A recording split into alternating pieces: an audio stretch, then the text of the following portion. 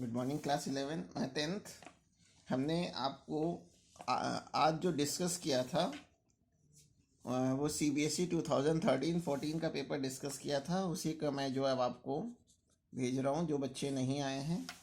देखिए, अगर आप स्कूल आएंगे तो डेफिनेटली आपको ज़्यादा फ़ायदा होगा, क्योंकि क्लास में जो क्रॉस क्वेश्चनिंग होती है वो यहाँ पे डिस्कस नहीं करी जा सकती, और जो बच्चे क्वेश्चंस पूछते हैं उसके भी आंसर्स जो है उससे बहुत सारे क्वेश्चंस बोर्ड में आते हैं, वो घर में बैठने पे आप उसका फ़ायदा नहीं उठा सकते।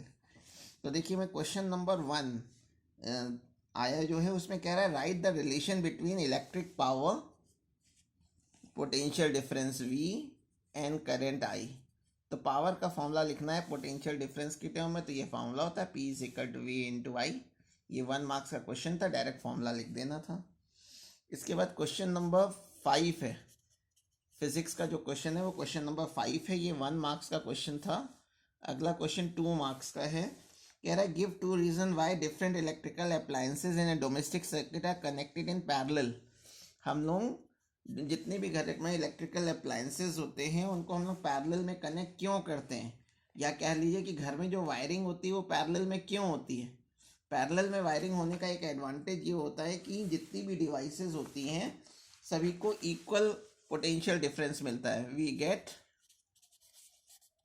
Equal potential difference to each appliance. हर एक अप्लायंस को इक्वल पोटेंशियल डिफरेंस मिलता है। और सेकेंड पॉइंट है कि हम जिस इलेक्ट्रिकल अप्लायंस का स्विच ऑन या ऑफ करेंगे बस उसी इलेक्ट्रिकल अप्लायंस पे इफेक्ट पड़ेगा, बाकी पे कोई इफेक्ट नहीं पड़ेगा। ठीक है, तो लिख सकते हैं ईच इलेक्ट्रिकल अप्लायंस। फिर इसका जो क्वेश्चन नंबर 7 है, आंसर 7 है, इसमें कह रहा है explain the effect on the magnetic field produce at A point in A current carrying circular coil.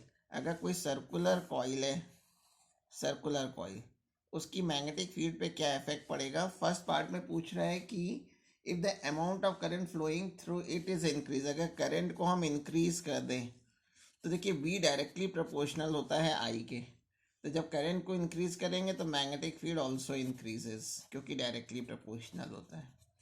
Second part में कह रहा है कि डिस्टेंस, तो डिस्टेंस को अगर हम इंक्रीज कर दें, B जो है वो डिस्टेंस के इन्वर्सली प्रोपोर्शनल होता है। अगर R को इंक्रीज करेंगे तो B डिक्रीज हो जाएगा, मैग्नेटिक फील्ड कम हो जाएगी। फिर थर्ड पार्ट है, थर्ड पार्ट में कह रहा है कि नंबर ऑफ टर्न्स को बढ़ा दे, तो B जो है वो नंबर ऑफ टर्न्स के डायरेक्टली प्रोपोर्शनल है, तो B इंक्रीज कर जाएगी। ठीक है, अगर ये रिलेशन लिख दिया है तो उससे वैसे ही क्लियर हो जाता है कि क्या इफेक्ट पड़ेगा। ये 3 मार्क्स का क्वेश्चन था, 3 पॉइंट्स थे। फिर नेक्स्ट क्वेश्चन है कि एक लैंप और एक 4 ओम का रेजिस्टेंस सीरीज में लगा हुआ है 6 वोल्ट की बैटरी से।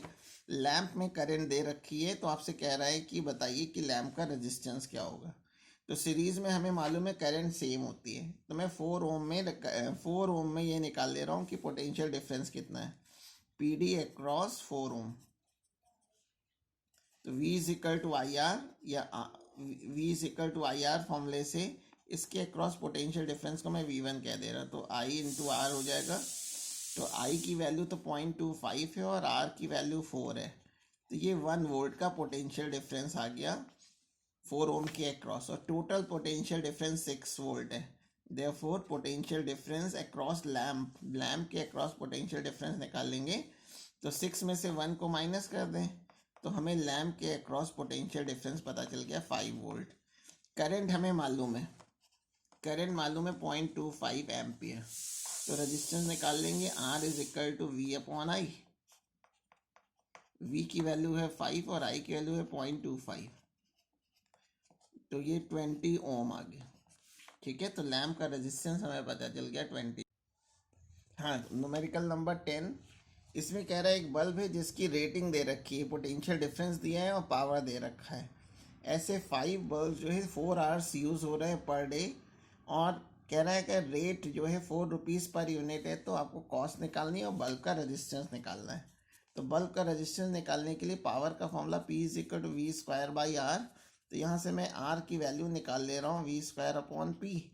वी है 200 इंटू 200 अपॉन 100। तो इससे ये 2 0 कैंसिल हो गए। तो हमें ये पता चल गया कि बल्ब का रेजिस्टेंस 400 ओम है। ये फर्स्ट पार्ट का आंसर हो गया। अब सेकेंड पार्ट है जिसमें हमें कॉस्ट निकालनी है। तो टोटल इलेक्ट्रिकल एनर्जी अगर मैं निकालूं, total electrical energy P is equal to होता है W अपॉन टी। तो W इज इक्वल टू हो जाएगा P इंटू टी। और 5 बल्ब है तो 5 से मल्टीप्लाई कर रहा हूँ।